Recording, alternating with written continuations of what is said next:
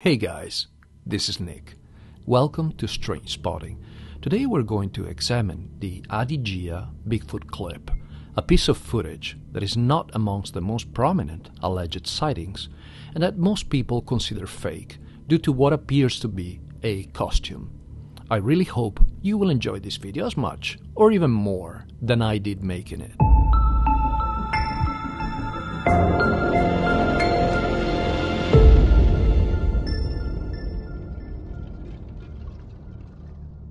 As usual, I'm going to play the original and extremely short clip first.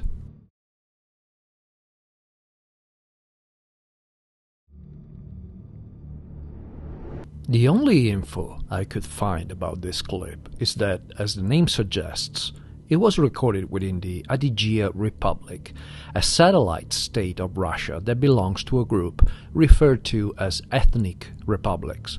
There are no details about the author, the date, and the specific location, and no description of the chain of events surrounding this clip.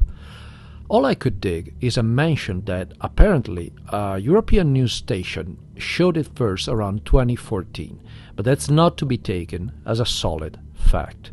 The almost complete lack of info is generally an element that detracts from the legitimacy and credibility of alleged video evidence of an unknown creature or phenomenon, but in this particular case, there are two aspects to consider. The first is that, whatever you may think of this, there is an objective cultural and linguistic divide between Western countries and Russian states. The authorities have gone to great lengths to limit the availability of Western media and social networks, and this makes me think that the clip itself might have lost a big portion of attached information when it crossed over. Besides, the interest in and awareness of the Bigfoot subject in that geographical and cultural area is far, far smaller than in North America, and at least to my knowledge, the proclivity for hoaxes over there is next to non-existent. These considerations, together with the fact that I have absolutely no reason to entertain the idea that this clip could be CGI, led me to contemplate only two hypotheses: costume, hoax, and real creature, and begin the analysis by assigning equal probabilities to each. Unfortunately, there is no audio track in this clip, and given its duration of roughly 4 seconds, there's very little to work with to analyze the author's behavior. What I can infer is that the subject, our alleged hairy humanoid, at the beginning is essentially in full view, and at the end of the 4 seconds it's very close to some thick vegetation, and most likely was out of view right after. If we are to assume that this footage was indeed aired by a local news segment, there are very good chances that the station edited the clip, cutting out perhaps a couple seconds before and after. My educated guess is that the author and the creature startled each other. The author raised their camera and started recording and managed to catch a very brief but also very close visual of the creature. Or this is exactly what they wanted to look like in case of a hoax. Either way, I don't see anything substantial for me to reassess the probabilities yet. I know, this footage has terrible quality. I get so many comments about paranormal videos being always taken with a potato camera. I have ambivalent feelings about this general objection. On one hand, like I've pointed out in previous videos, many hoaxes are created by purposely degrading the footage in post-production, so that it's a lot harder to spot signs of forgery. On the other hand, though, I have come to the conclusion that there's a general illiteracy regarding photography and video making, mainly due to a misperception. The visual quality of movies and television has created the unreasonable belief that recording crisp, bright and fluid motion is easy, and the remarkable evolution of miniature cameras within phones has created the unrealistic belief that such a feat is at anyone's grasp in any situation. I think there are three aspects to consider. The first is equipment. Big studios rely on very expensive gear, And though the general perception is that camera sensors are the most important thing, anyone with a bit of experience will tell you that lenses are what truly make the difference. Top-tier camera lenses are crazy expensive, and smartphone manufacturers use machine learning algorithms to make up for the limited capabilities of tiny lenses. Besides, digital zoom on phone cameras is almost invariably bad for picture quality. The second aspect is the subject's movement. We are so accustomed to selfies and event photography that we think filming a moving animal will yield the same image quality. The third aspect is the handling of the gear by the person recording. Imagine coming across something that goes beyond your general worldview. Are you really that certain that you would manage to get your phone or camera out, point it in the right direction at what you're seeing, push the record button, and keep a steady hand? Most cryptid eyewitnesses say they are so shocked that they can't even think about recording what they're seeing. This long-winded digression was necessary because I don't think, for all the reasons explained so far, that there has been any tampering with the footage under scrutiny. Besides, and I hope no one will take issue with this, the Adygea Republic is among the poorest areas in Russia, with an average per capita GDP of less than $5,000. One of the most capable phone cameras in 2014 was within the iPhone 6, a far cry from today's standards, and we are not even sure that this footage was recorded in that year.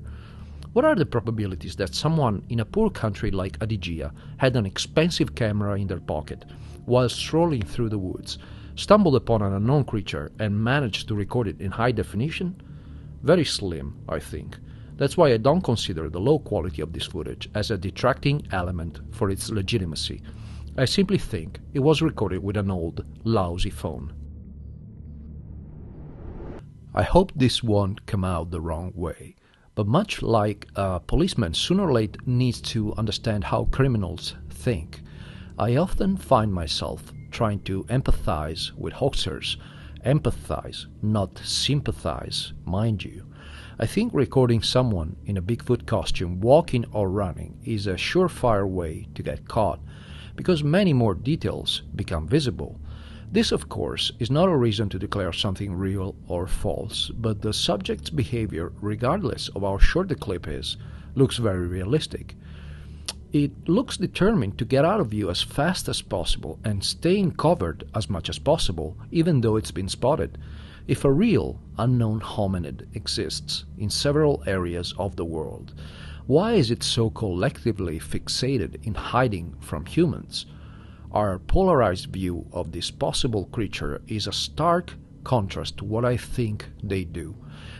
I believe they put a lot of effort in observing us and understanding us, and they share information with tribe members to be able to survive by occasionally stealing our food without encountering our fire weapons. To do so, they do anything possible to avoid alerting us to their presence. This is just a theory, of course, but the realistic-looking behavior of the subject in this video causes me to slightly raise the probabilities of the real creature hypothesis. I will start with the body proportions, like I usually do. I've picked what looked to me like the best frame for the task at hand, and I've drawn the usual bars representing the torso, the leg, the head, and the arm. The resulting estimates are completely different from typically human ones. The arms are much longer in relation to the body, and the legs are shorter. This is a very important result, but not sufficient to declare that this is not a member of the Homo sapiens species. As I kept looking, I found more morphological aspects that don't look human and that are not consistent with the costume hypothesis. First of all, the brow ridge and receding forehead. I've put 3 frames side by side and drawn the contour of the face and head in each one. I notice 3 details. 1, a conical head. This can be faked with a mask. 2, a visibly protruding brow ridge. I suppose that could be faked with a mask as well. What cannot be faked with a mask is number 3, the receding forehead. A human forehead doesn't go back like this. I consider this a very suspicious morphological element. The next detail which I'll try to be professional about is the very visible intergluteal cleft, colloquially known as butt crack. Sorry I have to make you look at a hairy butt, but it is necessary to know if the subject is human or not, and this is also an anatomical detail that cannot be faked with a costume. Although not as prominent, the spine is visible as well in this frame, and this is also a very difficult detail to simulate with a costume. Let's move on to another part of the body which always gets quite a bit of attention on videos dealing with Sasquatch sightings, the lower leg. In this frame, the ankle and the foot are clearly visible. The thing is, if this were a costume, the ankle's portion would not be as tight, and the actor would be wearing shoes, or, alternatively, the feet's portions of the costume would include some kind of sole to shape the foot. Otherwise the fabric would fold and impede movement. Look at this. There are no shoes, and there is no sole either. The lower surface of the foot unequivocally shows a rounded heel and an arch. Besides, these two visible lines are indicative of the mid-tarsal break that's almost universally attributed to the Sasquatch species by researchers. To cap this off, we can make out the toes as well. These features of the lower leg taken together are very strong evidence that this is not a costume, but a real leg covered with hair. The last morphological aspect to consider is the shoulders width in comparison to the torso. We have a perfect shot for this. I've drawn two more bars and put them next to each other. Brace yourselves, guys.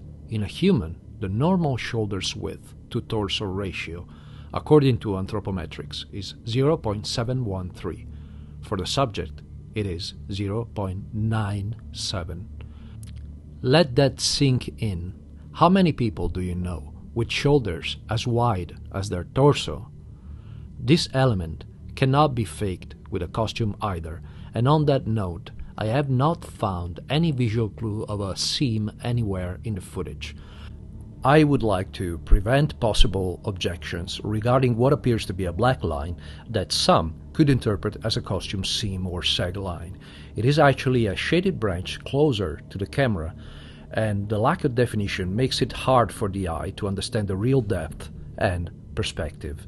As a result of all these findings regarding the subject's morphology, our hypothesis probabilities have shifted dramatically, with the real unknown creature one now at 99%.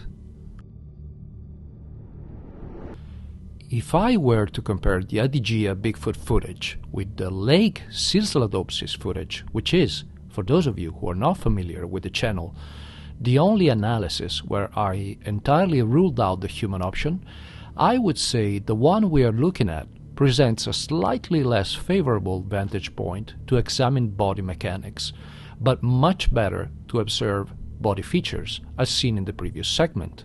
Nevertheless, there are some important details to extrapolate here as well.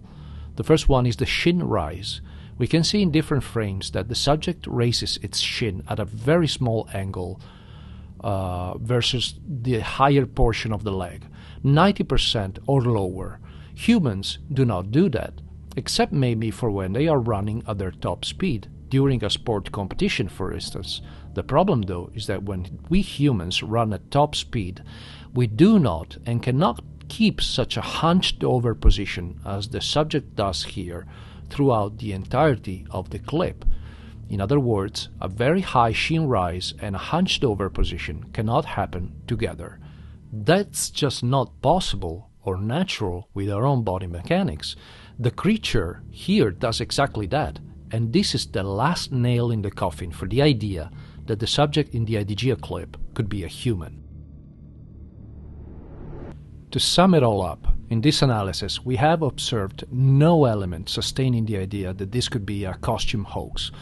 We have observed, on the other hand, numerous elements that, taken all together, eliminate any possibility for the subject in the footage to be a Homo sapiens.